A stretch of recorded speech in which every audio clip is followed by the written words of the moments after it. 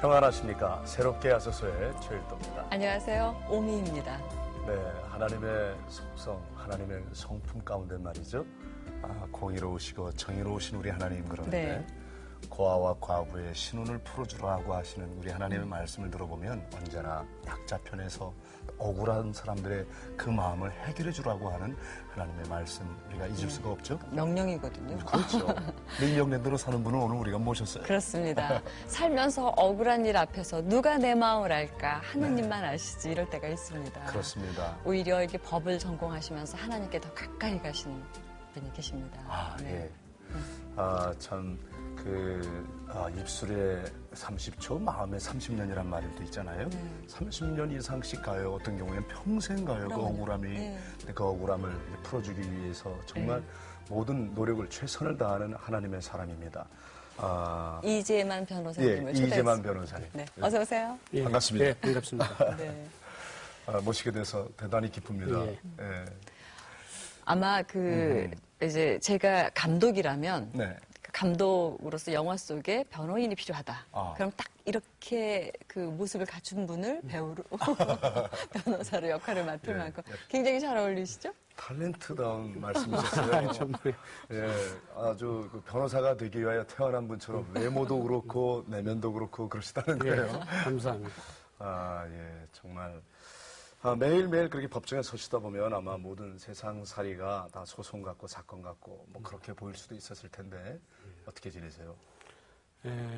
보통 그렇게 생각들을 하시는데 네. 직업상 세상살이를 소송과 사건에 연관돼서 그렇게 보기도 하긴 합니다.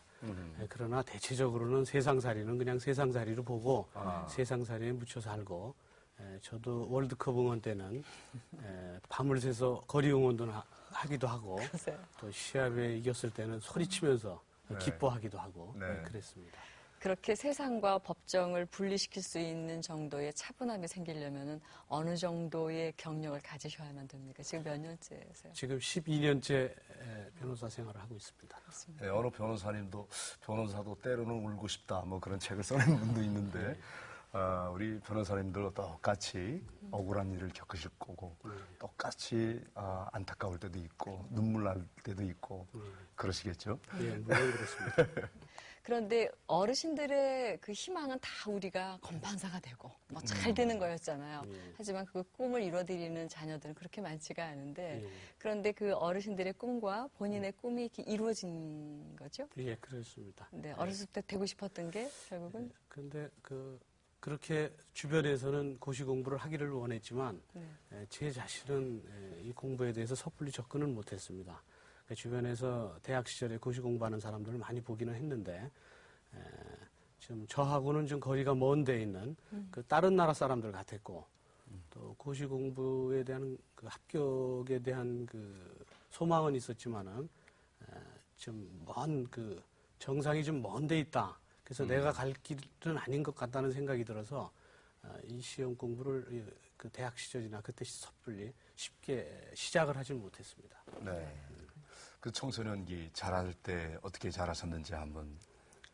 제가 그 당시에 그 대학 입학에 실패해서 재수를 했습니다. 그랬어요? 그래서 재수할 때도 머리를 많이 길었고 네. 수염도 길렀고 또 대학 시절도 그랬습니다만은 재수 시절에도 흰 고무신을 즐겨 신고 다니고 그래서 공부는 좀 계속 했던 것 같은데 그 당시에 그 학원에 있던 원장님께서 말씀하셨던 게 생각이 나는데 저 학생이 저게 우리 학원 학생이냐 걱정을 해서 저 다른 학생의 영향을 미칠까봐 많이 걱정을 했다고 하는데 그때 그 학원에 있던 그 담임 선생 그분이 저 학생이 그 우리 학원 1등 하는 학생입니다 해서 그 다음부터는 저하고도 가까워지고 그랬습니다. 그때 생각을 해보면 공부는 한 듯 싶은데 그 외모라든지 하는 행동들은 좀 반항아적인 그런 그 아주 이유 없는 반항 같은 그런 반항아적인 그 행동들을 한 것 같습니다. 그때는 이제 성격도 불같고 또 젊으니까 급해서 그 당시에 그 유명한 그 서부 영화에 나오는 그 주인공 중에 한 사람인데 그 페르난도 산초라는 그 거친 별명을 저한테 지어주기도 했습니다. 네. 산초란 별명으로 살았단 말이니까 그렇게 전혀 살았습니다. 지금과는 짐작이 안 가는 별명인데. 근데 그런 의협심이 또 있으셨기 때문에 네. 이렇게 다른 억울한 사람들의 또 변호도 하시고 그러는 게 아닌가 싶어요. 네. 그렇군요. 고시라는 게 굉장히 정상이 참 멀다. 굉장히 또 늦게 하신 것 같기도 하고 어떤 사연이 있었을 것 같아요. 제가 대학을 마치고 또 대학원을 마치고 그리고 동부전선에서 3년 동안 근무를 하다가 만기 제대를 하고 그리고 제대를 하니까 그때 20대가 이미 다 흘러갔습니다. 그래서 30대 초반이 됐는데 그 30대 초반에 제가 생각을 하기를 제가 그런 얘기를 들은 적이 있습니다. 세상을 살아가는 데는 세 가지의 중요한 선택이 있다. 그 하나는 배우자를 선택하는 것이고 그래서 배우자를 선택해서 가정을 이룬 후에는 그 가정을 영위하기 위한 생계수단으로 직업을 선택하는 것이고 또 배우자와 직업을 선택하기 위해서는 그 기준이 되는 그 가치관을 선택하는 것이다. 그래서 직업관과 배우자관을 가지고 직업과 배우자를 선택하는데 그 세 가지 선택 중에서 한 가지만 성공하더라도 소성을 이뤘다고 그러고 두 가지를 성공하면 대성을 이뤘다고 합니다. 네. 그리고 세 가지를 이룬 사람은 없다고 얘기를 하는데 직업 선택이 그렇게 중요한 선택이기 때문에 직업 선택에 대해서 고민을 하다가 뜻한 바 있어서 이 사법시험에 응시를 하게 됐습니다. 근데 그때 사법시험에 응시하게 된 이유는 그 전 어렸을 때부터 고시를 보라는 이런 얘기도 들은 적이 있었고 네. 또 제 주변에서 고시에 합격한 사람이 거의 없었기 때문에 좀 이 시험이 무척 어렵다. 그 점이 좀 매력적이었습니다. 네. 그리고 법치국가에서는 법을 알아야 되기 때문에 그래서 법을 알아야 되겠다는 생각도 들고요. 그래서 응시하게 됐습니다. 네. 고시생들 사이에 고시생을 위한 고시생, 그러니까 고시생의 멘토였다는 거예요. 고시생을 가르쳐주는 분으로 아주 소문이 났던 분이거든요. 7.8기의 신화로도 아주 고시촌에서는 이미 이름을 떨쳤던 분입니다. 그동안에 마음고생도 많으셨을 것 같아요. 고시촌에 있을 때 고시학원에서 네. 고시생들을 가르치기도 했었고 예. 또 그전엔 그룹 스타디라는 걸 만들게 됩니다. 몇 명이서. 그래서 그 사람들이 서로 공부를 서로 도우면서 하는데 네. 그룹 스타디를 하면 다른 팀원들 중에 일부는 합격이 되는데 저는 계속 실패했습니다. 그리고 그 그룹 스타디 팀 중에서는 제가 제일 먼저 합격할 거로 되고 나머지는 뒤따라오는 형상이었는데도 항시 저는 시험에 합격하지 못했었는데 그래서 그 마음의 위안도 얻을 겸 해서 지리산 종주를 갔습니다. 동료랑. 네. 그래서 지리산 천왕봉에 일출을 보러 올라갔는데 갑자기 그곳에서 기도를 하고 싶어졌습니다. 네. 시험에 합격하게 해달라고. 근데 그때 신앙생활을 한 것이 아니기 때문에 천지신명께 기도했습니다. 제발 시험 좀 합격하게 해달라고 그러면서 그리고 이 고통에서 벗어나게 해달라고. 그 당시에는 이 합격이 그렇게 인생에서 중요한 것이라고 보여지지도 않는데도 그 당시에는 아주 큰 문제였습니다. 제게 제일 큰 문제였기 때문에 그렇게 기도를 했는데도 시험엔 계속 떨어졌습니다. 네. 그래서 제가 느꼈던 게 이거 아마 누군가 방해를 하는 것 같다.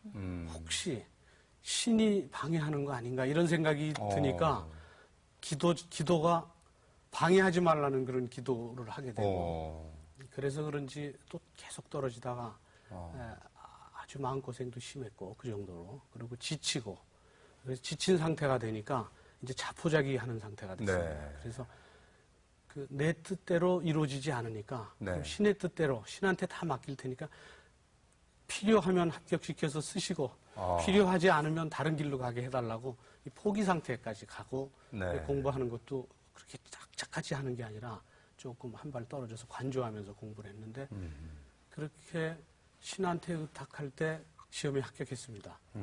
그래서 제가 그 사법연수원에 입학해서 그 합격기에 글을 썼습니다. 천왕봉 이야기를. 그래서 그 글의 제목이 그 잡지사에 대는 글의 제목이 신이여 뜻대로 하소서 이런 글이었었는데 어느 날 한 명의 동료가 찾아왔습니다. 네.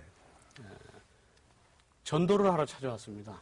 크리스찬이 되라고. 네. 그래서 그 친구한테 너는 네 종교가 있고 나는 내 종교가 있는데 내가 너를 전도하지 않는데 왜 넌 나를 네 종교로 오라고 그러느냐. 그런 얘기를 했더니 그 글을 보고 나서 이거는 크리스찬이 아니면 쓸 수 없는 글이다. 그러면서 언젠간 크리스찬이 될 겁니다. 네. 이런 얘기를 했습니다. 근데 그 친구 말처럼 마치 예언처럼 후에 제가 크리스찬이 됐습니다. 아하, 참 아니, 놀랍습니다. 목사님 그 천왕봉에서 한 기도가 크리스천들의 기도잖아요. 그렇죠. 나중에 자기를 비우고 네. 하나님의 뜻에 맞게 그의 나라와 의를 구하는 그게 기독교 정신이거든요. 아, 그 당시에는 신앙생활을 하지 않았기 때문에 네. 저는 그 당시의 기도는 이제 천지신명께 한 기도. 사방 동서남북을 보면서 기도를 했습니다. 네. 그때 동료가 저까지 셋이서 올라갔는데 두 사람은 그 천왕봉에 일출을 보러 올라가니까 사람이 수백 명이 일출을 보러 있는데 거기서 기도를 하는 거 보고 동료 두 명이 부끄러워가지고 왜 여기서 뭘 하느냐고. 근데 저는 마음고생도 심하고 아주 힘들어서 절실한 마음으로 기도했습니다. 그러니까 그때 신이여 뜻대로 하소서. 그때 신의 존재는 믿었지만 예. 신앙생활을 한 건 아니잖아요. 예, 그렇습니다. 언제부터 신앙생활이 그럼 시작됐어요? 제가 신앙생활을 하게 된 것은 훨씬 후에 그 시험에 합격한 후부터인데 저희 처갓집에 그 어려운 경제적인 문제가 있어가지고 신혼 때 저희 그 아내가 무척 힘들어 했을 때입니다. 뭐 보통 일상사에서 살다 보면 그 정도의 힘든 일은 그냥 견딜 수 있는 일인데도 불구하고 신혼의 아내는 본인이 신랑한테도 미안하고 시댁에도 미안하니까 너무너무 힘들어했습니다. 그리고 뭐 그 조그만 소리에도 예민하게 반응하고 그렇게 하고 있을 때인데 그 저희 아내가 그 너무 힘들어하는 걸 보고 그러니까 누님 두 분이 크리스찬이셨습니다. 누님 두 분. 누님 두 분이 전도를 했습니다. 그러니까 기도를 해라. 네. 그런 마음의 평안함을 찾을 것이다. 그렇게 전도를 했는데 그 당시에 저희 아내는 다른 종교를 저하고 갖고 있었을 뿐만 아니라 그 토속신앙도 믿고 있었습니다. 네. 그래서 제가 어느 날 문상을 가야 되는데 문상을 못 가게 하는 거예요. 네. 그러면서 하는 얘기가 꿈자리가 안 좋으니까 문상을 가지 말라. 근데 그 문상은 꼭 가야 되는데 근데 아내가 너무 그렇게 얘기를 하니까 그날 문상도 못 갔고 또 문상을 다녀오면 집에 들어오지 못하게 하고 앵마기 한다고 소금을 등에다 뿌리고 그다음에 이제 차 있는데 가서 차 네 바퀴에다가 소금을 다 뿌리는데 저도 앵마기 하는 걸 많이 주변에서 봤습니다. 소금을 이제 조금씩 이렇게 뿌리면 되는데 소금을 굉장히 많이 한 줌씩 집어갖고 거길 뿌리고 근데 이제 여름인데 아침에 나가보면 차 네 바퀴에 눈이 온 것처럼 하얗게 그렇게 이제 다른 종교도 갖고 있고 함께 그 민속신앙이랄까요? 그런 토속적인 그런 신앙도 함께 갖고 있었고 그리고 저희 그 3대 독자 아들이 있는데 아들 돌잔치도 저희 못했습니다. 왜요? 무병장수를 위해서는 돌잔치를 하면 안 된다는 걸 어디서 들었는지 저런. 그래서 지금 아들이 커가지고 왜 자긴 돌사진이 없냐고 그렇게 다른 종교를 믿으면서 함께 토속신앙도 같이 믿고 그래서 그 토속신앙에서 갖고 있던 여러 가지 징크스 같은 것들에 매여 있었기 때문에 그것도 상당히 힘들었습니다. 끊느라고. 예. 근데 지금 종교를 크리스찬이 되고 나서는 문상을 하는데도 아무 문제가 없고 그렇죠. 소금도 안 뭐 뿌리고. 소금 세례도 맞지 않고 지금은 좀 편해졌는데 네. 아무튼 그 전에는 그렇게 토속신앙 같은 걸 믿고 지내다가 그 작은 누님하고 큰 누님의 전도로 저희 집사람이 교회 새벽기도에 나가게 됐습니다. 그런데 이제 저희 집에서는 새벽기도에 나가는 걸 저도 나중에 알았습니다. 근데 그걸 말릴 엄두가 안 났어요. 네. 너무 힘들어 하는 데다가 종교가 서로 다르더라도 본인이 새벽 기도를 갔다 오면 굉장히 마음이 편안해지고 또 평안함 같은 걸 느꼈습니다. 네. 그래서 그렇다면 그냥 묵인하는 식으로 그렇게 해서 저는 그냥 새벽기도 나가는 걸 그냥 보기만 했습니다. 처음에. 네. 그러다가 이제 어느 날 저한테 그런 얘기를 했습니다. 새벽기도를 나가려니까 좀 무섭고 쓸쓸하다. 그래서 제가 차로 새벽기도를 데려다 줬습니다. 그럼 새벽기도 끝날 때까지 기다렸다가 데려오곤 했는데 그때 그 교회가 우리 이제 그 집사람이 대학 시절에 좀 알게 됐던 그 박종순 목사님이 계셨는데 알고 있는 목사님이 그분 한 분뿐이니까 네. 그분이 어느 교회에 있는지 이렇게 충신교회에서 예. 담임 목사로 계시거든요. 그래서 충신교회에 이제 그 새벽 기도를 이제 집사람이 나가게 됐고, 네. 그래서 저는 이제 기사가 돼가지고 이제 데려다 주고 기다리고, 네. 그걸 한 1년 정도 했습니다. 어. 그 새벽 기도 데려다 주는 걸. 저는 같이 새벽 기도를 한 게 아니고 아니, 저는 계속 기사로만요. 와, 또 그러기도 힘든데. 이제 그 당시에는 집사람이 그 새벽 기도만 갔다 오면 마음이 편안해졌으니까 네. 너무나 고마워서 네. 계속 그렇게 계속 하다가 나중에 얘기를 듣고 보니까 저희 집사람이 그 목사님한테 네. 저희 신랑은 전도하지 마십시오 그렇게 얘기했답니다.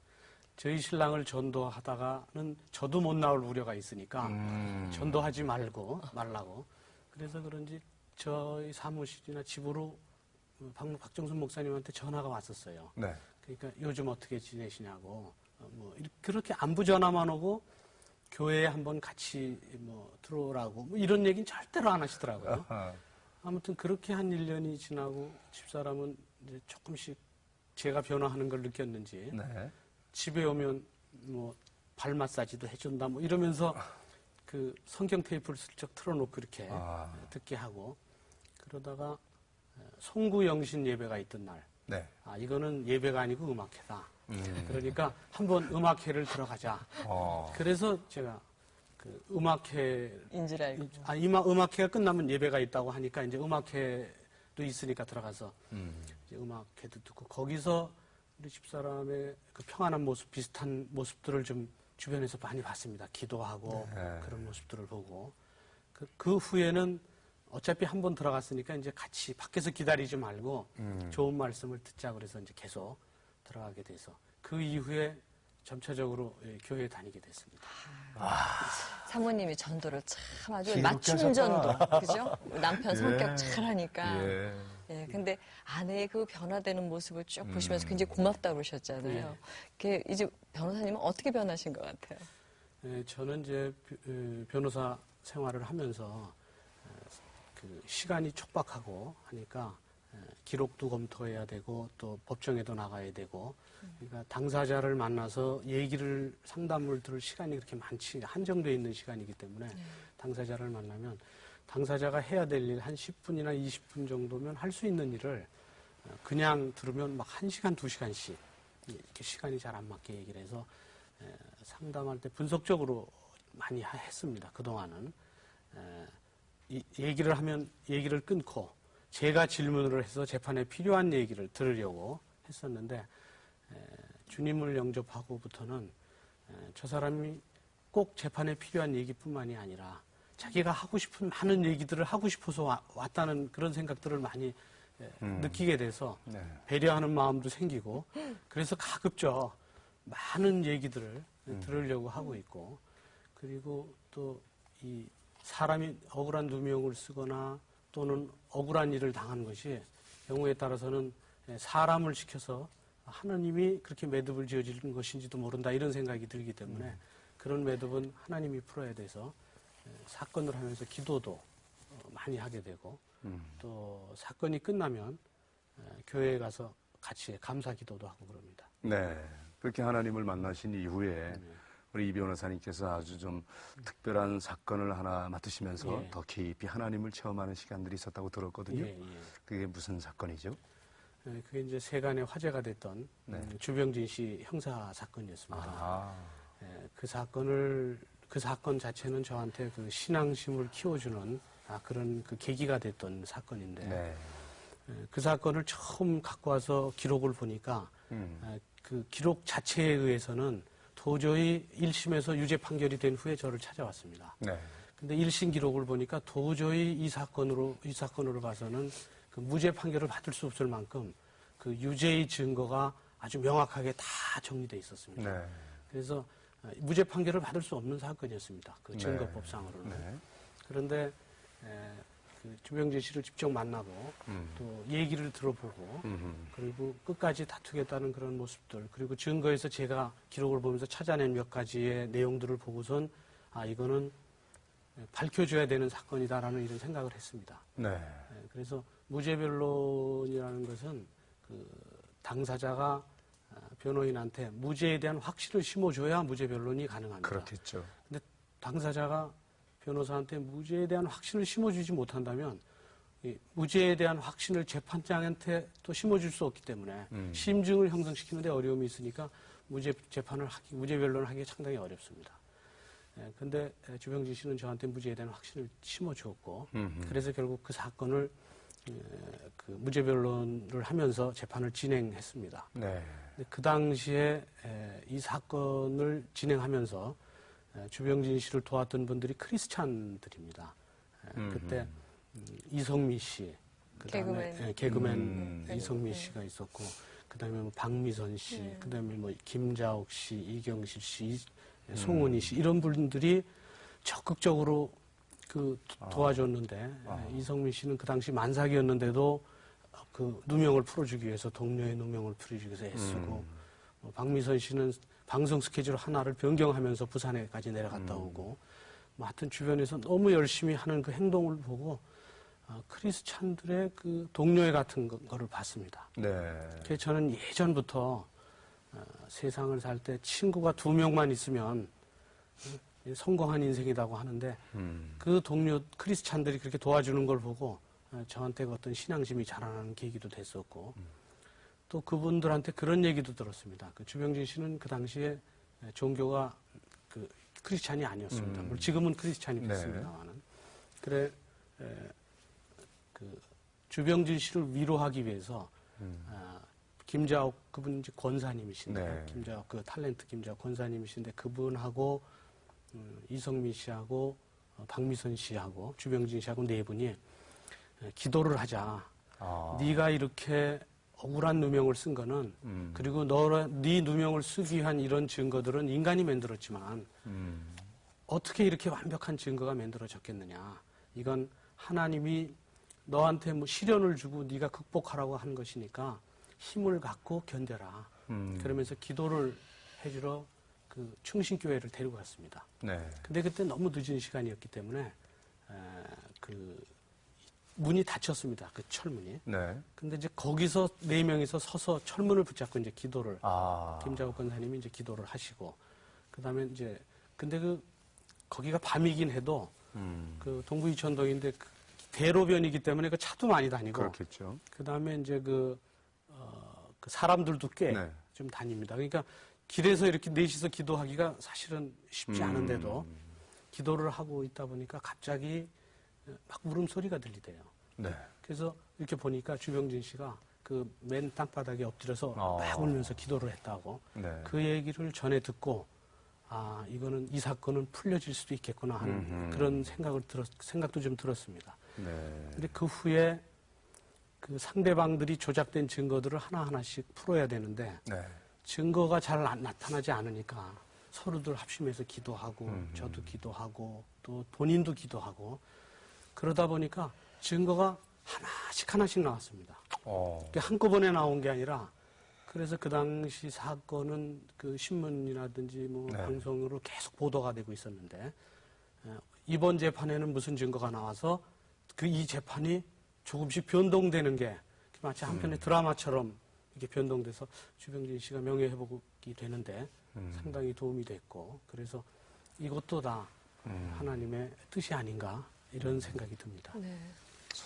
아무래도 사람이 만든 법이고 또 사람이 집행하고 그러다 보니까 역시 굉장히 인간이 중심이 되는 게 바로 법이 아닌가 그런 생각을 하다 보니까 변호사님께서는 그 의뢰인들의 사건을 감당하시면서 하나님한테 참 많이 의지하시게 될 것 같아요.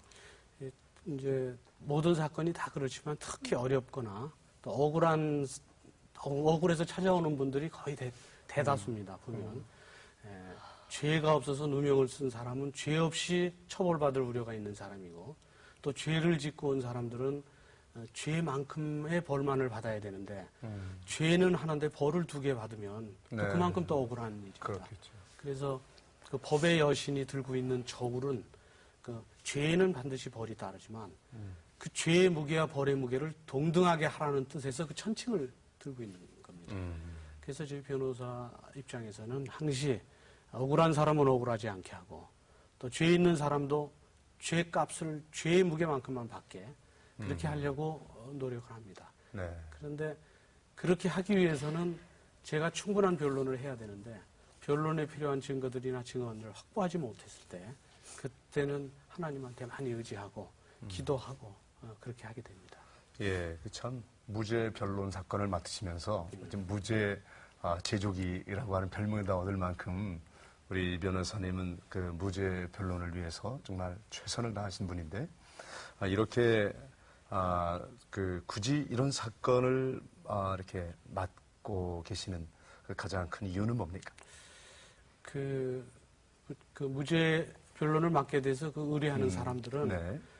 그게 만약에 밝혀지지 않으면 완전히 나락으로 떨어져서 평생 동안 재기가 불능할 수도 있고, 그렇죠. 그리고 살아가는 과정에 평생 사회를 원망하고 살 수도 있고, 그렇기 때문에 같은 법조인의 입장에서 요즘에는 아주 그 범죄자들이 증거를 조작해서 사람을 무고하는데 그거를 푸는 게 상당히 어려울 정도로 아주 정교하게 조작해서 들어오는 사건들도 많이 있습니다. 네. 그래서 그 정도의 증거가 조작되면 네. 그 짧은 시간 내에 수사를 하고 또 한정된 시간 내에 재판을 하는 경우에는 밝혀지기 어려운 경우도 있습니다. 그래서 뭐 미국 같은 경우에는 사형 선고를 받고 사형이 집행됐는데도 네. 추후에 진범이 나타난 경우도 상당히 많은 케이스가 있습니다.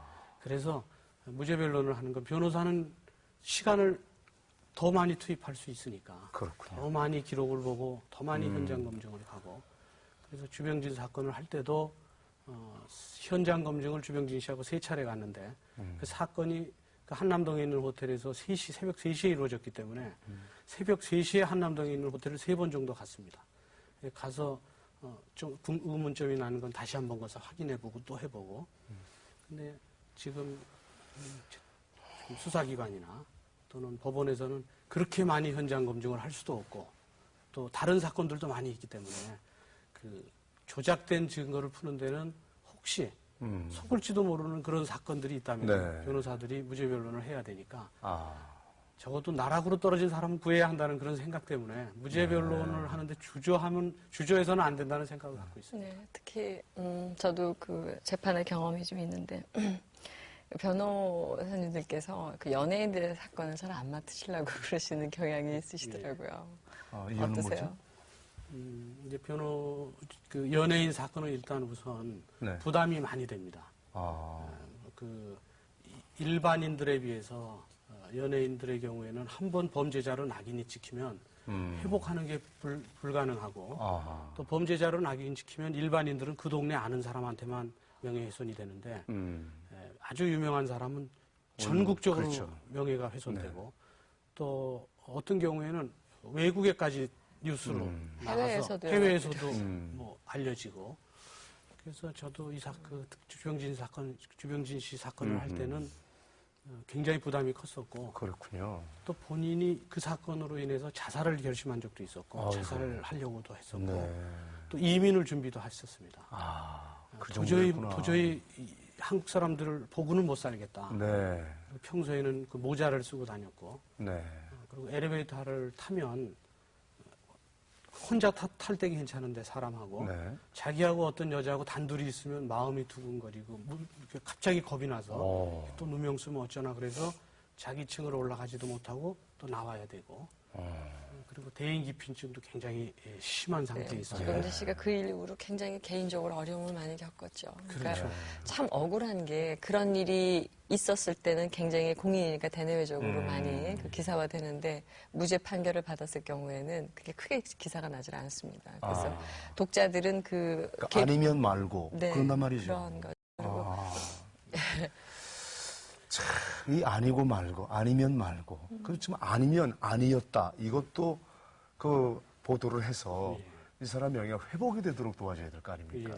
그 연예인들은 이제 법정에 가면 그 진실을, 그러니까 판사님들은, 그러니까 우리 그 피의자들의 표정도 참 많이 보신다 그래요. 근데 네. 울면 연기한다 그러고.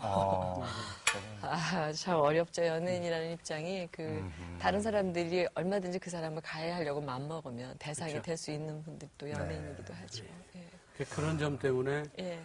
그 본인이 아주 그 고통이 너무 그 깊게 느끼고 있는 걸 보기 때문에 밝혀줘야 된다는 그런 생각 때문에 더 부담이 크죠. 고맙습니다. 참 억울함을 당하는 것만큼 더 절망스러운 일이 없을 것 같은데 그 억울함을 풀어줬을 때 그 기쁨이 또 얼마나 크겠어요. 사실 한 사람이 살아가는데 그 남이 묶어놓은 그 결박을 풀어준다는 것이 그것도 하나님의 뜻이 아닐까 하는 생각을 합니다. 지금까지 맡은 여러 가지 사건 중에 기억에 남는 사건이 있습니까?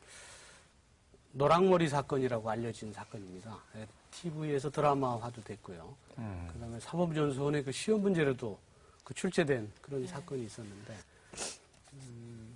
머리를 노랗게 물들인 대학 휴학생이 그 아주 그때 증인석에 나왔던 그 피해자를 봤는데 피해자는 아주 모범생처럼 생기고 정말 그 착하게 그렇게 생긴 여자를 폭행하고 돈을 뺏은 그 특수강도 사건이었습니다.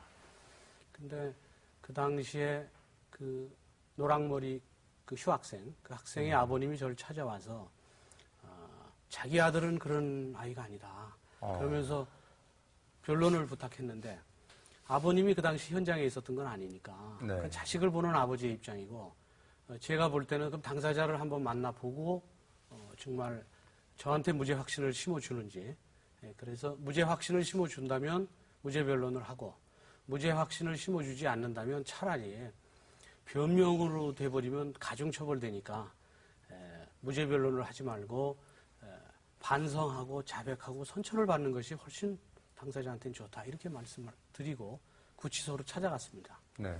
그 학생이 얼마나 저한테 설득력 있게 저를 설득해서 저한테 무죄 확신을 주는지 그때는 제가 상대방의 얘기도 충분히 듣지만 상대방에 대해서도 아주 질문을 많이 합니다. 저를 속이고 있는 건 아닌지, 저한테 거짓말하는 건 아닌지. 그래서 이제 그 상대방한테 얘기를 듣고 질문을 하러 찾아가야 되는데 그 학생은 저를 보더니 말을 한마디도 하지 않고 울기만 하는 거예요. 이제 전 얘기를 빨리 듣고 준비를 해야 되는데 시간도 촉박하고 해서 자꾸 우니까 처음엔 좀 답답했습니다. 근데 한 2, 3분 동안 우는 걸 보고 우는 태도도 보고 또 그 울음 흐느낌 소리가 아주 그 비명 소리 같이 그런 느낌이 오니까 그 노랑머리 그 대학생은 저한테 자기 변명을 하나도 하지 않고 그 우는 모습만으로 저한테 무죄 확신을 심어줬어요. 이거 사건 뭐 잘못됐다. 이 학생은 죄가 없는 걸로 보여진다. 그래서 그 다음에 사건을 진행해서 결국 그 학생은 무죄 판결을 선고받게 됐는데요. 나중에 그 아버님이 저희한테 찾아와서 그러시더라고요. 법정에서 무죄 판결을 선고받았을 때 그 아버님이 손을 활짝 들면서 대한민국 만세다 이러면서 소리를 쳤다고 그런 얘기를 와서 전해줬을 때 아주 보람을 느꼈습니다. 참 그런 보람과 함께 우리 이 변호사님은 이제 주님을 영접한 이후 변호사 생활에도 많은 변화가 있었고 가정도 그렇고 기도 생활이나 여러 가지 많은 변화가 있었을 것 같은데요. 그 이전과 이후의 삶을 한번 좀 우리 시청자들에게도 얘기해 주시기 바랍니다.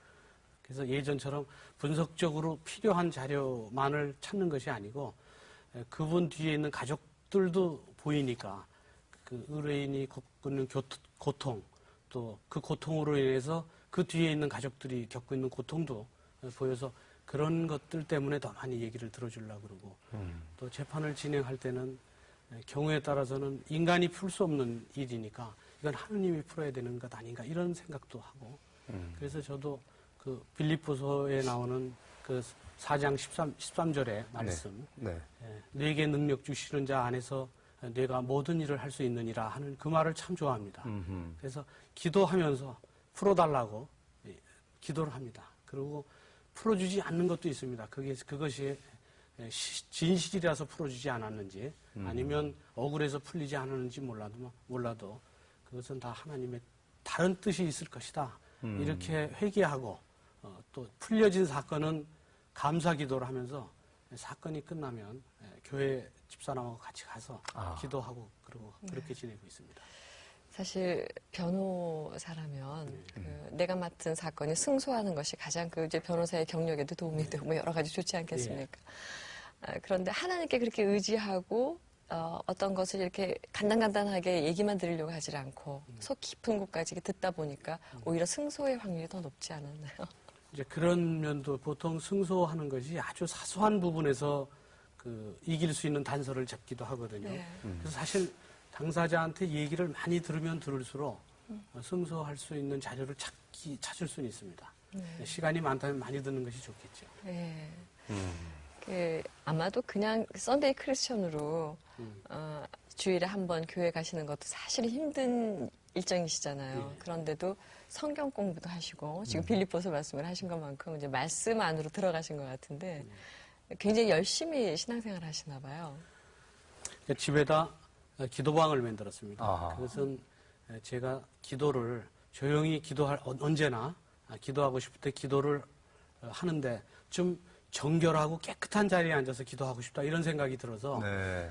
집에서 거실에서 기도를 한다든지 또는 뭐 안방에서 기도를 한다든지 그보다는 좀 정결한 자리가 하나 있었으면 좋겠다. 근데 마침 지하에 좀 조그만 공간이 있어서 거기다 기도방을 만들었습니다. 그리고 거기서 기도를 하다 보니까 그곳에서 삶을 새롭게 하는 영양분을 받기도 하고요. 네. 그리고 그곳에서 이제 삶의 에너지에 대한 어떤 영적인 충전을 하는 발전소 같은 그런 곳이 됐습니다. 그래서 회개 기도도 하고 감사 기도도 하고 무언가를 간구하는 기도도 하고 그래서 그곳에서는 오직 기도하고 성경 공부하고 또 구역 예배를 드리기 위해서 다른 분들이 오면 같이 구역 예배도 드리고 그래서 또 저 외에도 여러분들 충신교회에 있는 여러분들이 네. 오셔서 매달 와서 구역 예배도 드리고 그렇게 하고 합니다. 그러니까 부부만의 기도방이 아니라 이제 그건 위로의 자리고 중보 기도의 자리고 참 굉장히 궁금해지는데요. 네, 어떤 모습으로 기도하시는지 예. 저희가 화면에 담아봤습니다. 한번 가보시죠. 여기가 기도방인가 봐요. 예, 그렇습니다.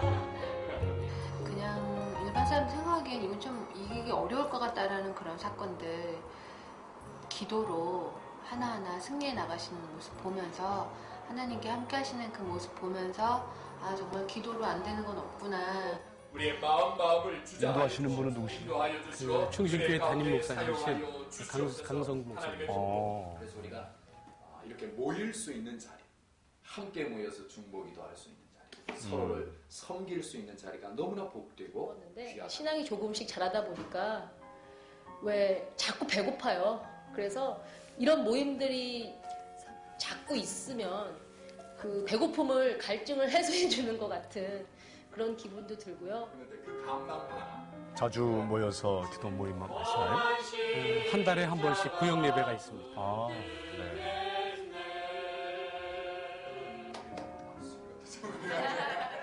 네, 역시 기도를 모여서 하다 보니까 말씀이 많이 채워지시는 것 같아요. 네. 네.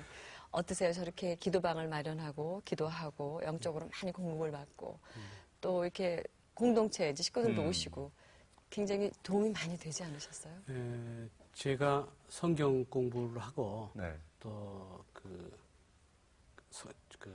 기도를 하고 그렇게 하다 보니까 조금씩 하나님 앞에 다가가는 그런 느낌은 듭니다. 그리고 제가 지금지에 충신교회에서 발행되는 그 소책자가 있는데 거기 지금지라는 소책자가 있습니다. 거기에는 주로 생활법률에 대해서 글을 쓰고 있는데 그거를 쓰면서 하나님의 이야기도 함께 쓰니까 그때도 역시 그 성경 공부가 함께 돼서 기도방에서도 성경 공부를 하고 또 그런 글을 쓰면서 7년째 지금 기고하고 있는데 네. 성경 공부가 되면서 조금씩 그 하나님에 대해서 알아가고 있는 그 단계가 아닌가 이런 생각이 듭니다. 예. 네. 참 우리 이 변호사님 같은 분이 하나님 자녀가 된 게 너무너무 감사하고 기쁘죠. 글쎄요. 근데요. 저는 이렇게 이제 사실 이 변호사님을 찾는 모든 분들은 아주 어려운 분들이에요. 마음적으로 글쎄 굉장히 말이에요. 어려운데 그렇게 절박한 분들한테 음. 이제 이렇게 사건을 같이 이렇게 진행하면서 혹시 전도 같은 것도 해보셨나요? 예, 저도 그 사건을 할 때는 그 전도를 많이 하려고 합니다. 그래서 주병진 씨도 교회에 나오라고 그 충신교회로 예. 나오라고 인도해서 예배를 몇 차례 봤었고요. 예. 또 전도를 할 수 있는 상황이 되면 가급적 전도를 하는데 사건을 할 때는 좀 서로 바빠서 적극적으로 전도하기는 어렵지만은 꼭 해야 되겠다 그러고 또 전도를 해야 될 그런 기회가 오면 전도를 하곤 합니다. 네, 또 우리 이 변호사님이 무죄 변론 사건뿐만 아니라 틈만 나면 어떻게 하면 좀 뭐 이렇게 시골 마을에 가서 무료 법률 상담도 해주신다는 말씀을 듣고 참 기뻤어요. 어떻게 그런 또 기특한 생각을 다 하시고 실천하셨어요, 그래. 그 춘천 중앙교회에 제가 무료 변론을 좀 여러 차례 다녔고요. 그랬어요. 근데 충실교회에서는 뭐 1년에 한두 번씩 전체적으로 무료 변론 기간이 있습니다. 그래요? 그리고 춘천교회에서는 또 더 상간 오지로 들어가서 여러 가지 무료 변론을 해달라고 해서 해줬는데 네. 그 오지에 있는 교회는 성도가 한 3, 40명쯤 됩니다. 네. 그러니까 한 7, 8 가족이 전체 성도인데 그분들이 이 법률적인 문제가 생겼다고 물어보는 것이 사실은 별게 아닌데 조금만 미리 법의 지시만 있다면 일어나지 않았던 일들에 의해서 피해를 보는 그래서 그런 분들을 보면서 이제 더 이상 이런 봉사활동, 무료법률 또 예방법학적 활동을 늦춰서는 안 되겠다 이런 생각도 거기서 들었고요. 또 그분들이 그 소박하게 그 삶이나 또는 그 기도하는 모습을 보고 제 신앙심도 또 함께 자라나는 걸 느꼈습니다. 그래서 무료 변론 상담을 가는 것이 제가 그분들을 도와주는 것이 아니고 그분들이 저를 키워주는 것 같은 그런 느낌이 많이 들었어서 아주 좋았습니다. 네. 그러니까 영적으로 이렇게 열리시면 여기저기에서 모든 게 다 하나님의 뜻이고 공급을 받는 네. 것 같아요. 네. 네. 아이고 참 우리 이 변호사님 하나님께서 여기까지 이렇게 인도해 오시면서 정말 하나님의 귀한 손길 많이 느끼고 오시는데 우리 하나님 어떤 분이십니까? 한번 우리 믿지 않는 분들이 말이죠. 하나님이 어떤 분이십니까? 그러면 지금 이 시간 뭐라고 말씀해 주시겠어요?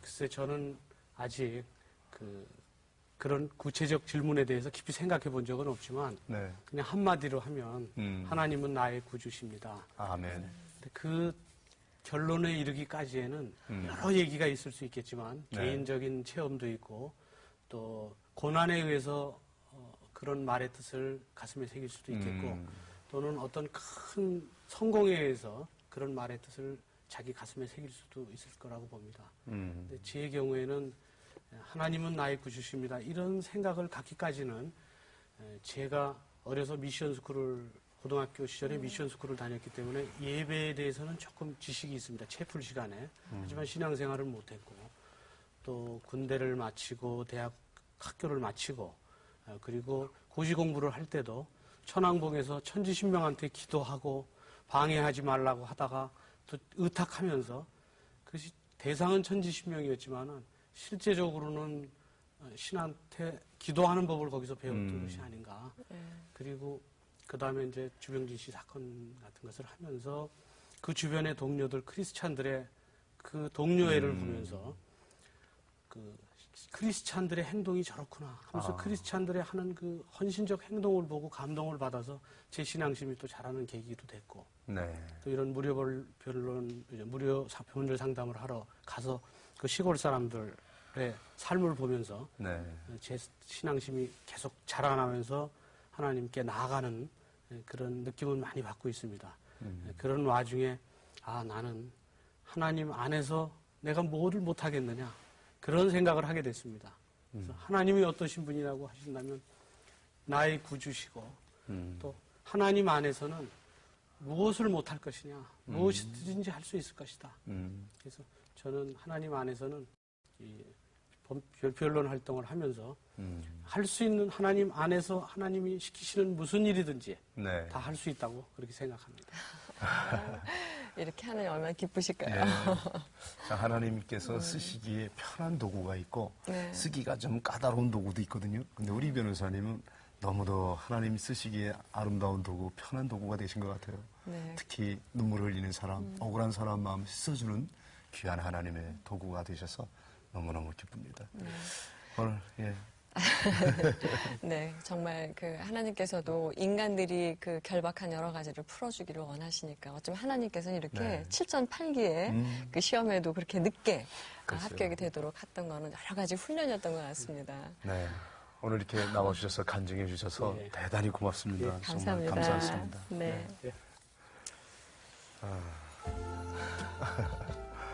말씀하시죠. 아니, 그냥 오늘 아까 변호사님이 그 자신에게도 어려운 일들이 이렇게 네. 있다 보니까 또 하나님을 만나고 보니까 의뢰인들을 그냥 만나는 게 아니라 그들의 이 얘기에 깊숙이 빠져들 수 있었던 사랑을 주셨던 것 같아요. 네. 그것이 정말 하나님이 원하시는 승리가 아닌가 이런 생각을 해봤습니다. 예. 아마 지금 TV를 시청하는 분 가운데에도 이 내 억울함도 있는데 내 억울함은 아직 풀어지지 않았는데 이런 분도 있을지 모르겠어요. 우리 주님 앞에 다 아뢰시기 바랍니다. 아까 변호사님 말씀하셨잖아요. 한마디 말도 하지 않았지만 그 눈물 속에서 그 진실을 읽었다고 우리 주님 여러분 말하기 전에도 이미 여러분의 비명과 한숨 눈물 다 하시고 들으시고 꼭 풀어주시리라 믿습니다. 우리 주님 또 여러분들 반드시 그렇게 아픈 마음 만져주시고 또 새롭게 치유하고 회복시켜 주시는 분이라고 전 확신합니다.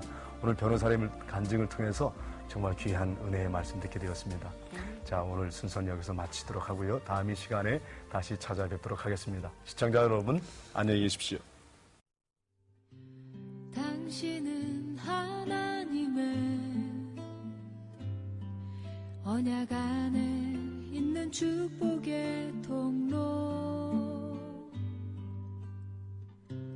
당신을 통하여서 열방이 주께 예배하게 되리.